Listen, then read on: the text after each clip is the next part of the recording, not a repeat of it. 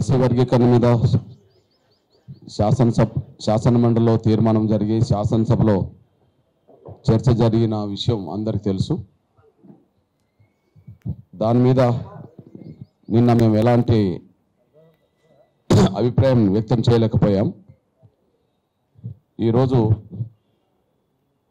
ఆ అంశం పట్ల మాకు ఉండబడే అభిప్రాయాలను సమాజం దృష్టికి తీసుకురావడం కోసమే ఈ కీలకమైన ప్రెస్ మీట్. దీనికి సహకరిస్తారని ఆశిస్తున్నాను నేను.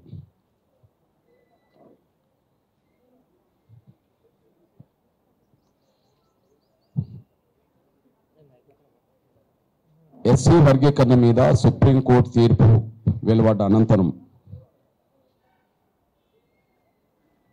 తెలంగాణ రాష్ట్ర ప్రభుత్వం నియమించిన ఏకసభ్య కమిషన్ హైకోర్టు రిటైర్డ్ జడ్జ్ గౌరవ షమీం అఖ్తర్ గారి ఆధ్వర్యంలో ఏర్పడ్డ కమిషన్ నివేదిక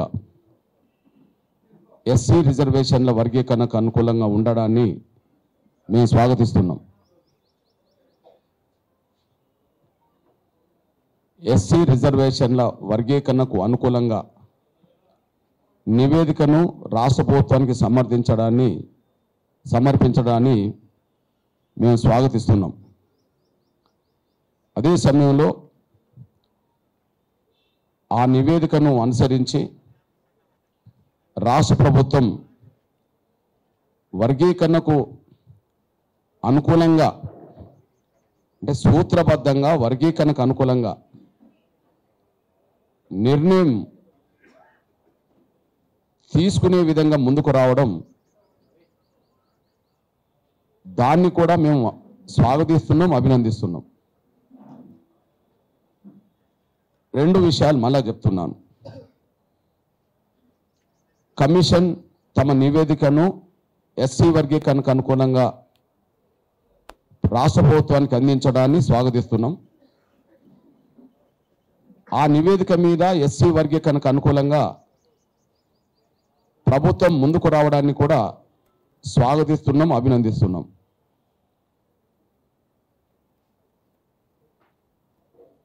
ఈ స్వాగతించడం అనేది, అభినందించడం అనేది సూత్రబద్ధంగా వర్గీకరణకు అనుకూలంగా ఉండడమే తప్ప వేరే కాదు. ఎందుకంటే మేము మొదటి నుంచి ఎస్సీ వర్గీకరణ కోసమే 30 ఏళ్ల పాటు ఉద్యమం చేశాం కనుక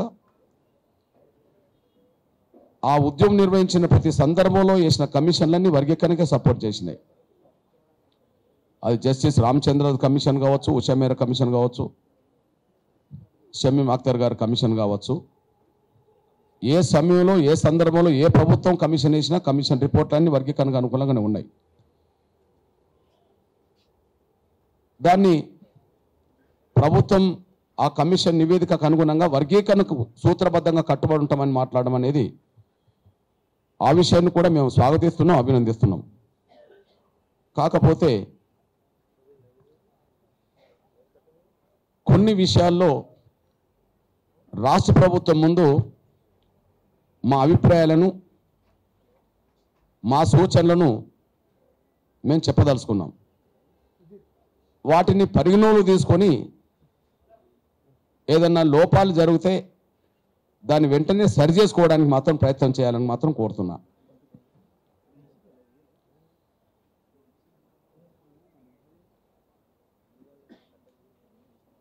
కమిషన్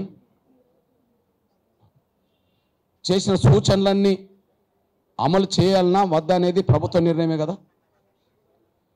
కమిషన్ చేసిన సూచనలన్నీ అమలు చేయాలన్నా వద్దా అనేది నిర్ణయం తీసుకోవాల్సింది కేబినెట్, ప్రభుత్వమే కదా.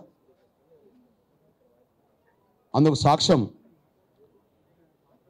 షమీం అఖ్తర్ గారి నాయకత్వంలో నియమించబడ్డ కమిషన్ తమ సిఫార్సుల్లో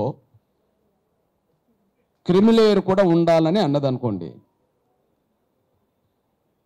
అన్నది కదా. దాన్ని తిరస్కరించింది కదా గవర్నమెంట్, దాన్ని తిరస్కరించింది కదా. అంటే కమిషన్ నివేదికను ఉన్నట్టుగా అమలు చేయడం కంటే ఏదైనా లోపాలు ఉన్నా అవసరం లేదనుకున్నా,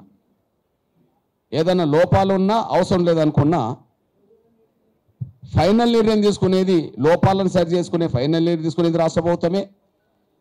ఇది అవసరం లేదు అనుకున్నది తిరస్కరించేది కూడా ప్రభుత్వమే. దానికి మొదటి ఎగ్జాంపుల్ క్రిమినల్ లేయర్ను మేము ఆమోదించము అని చెప్పింది. అంటే తిరస్కరించే అధికారం ప్రభుత్వానికి ఉన్నదనేసి కూడా గుర్తు చేస్తున్నాను.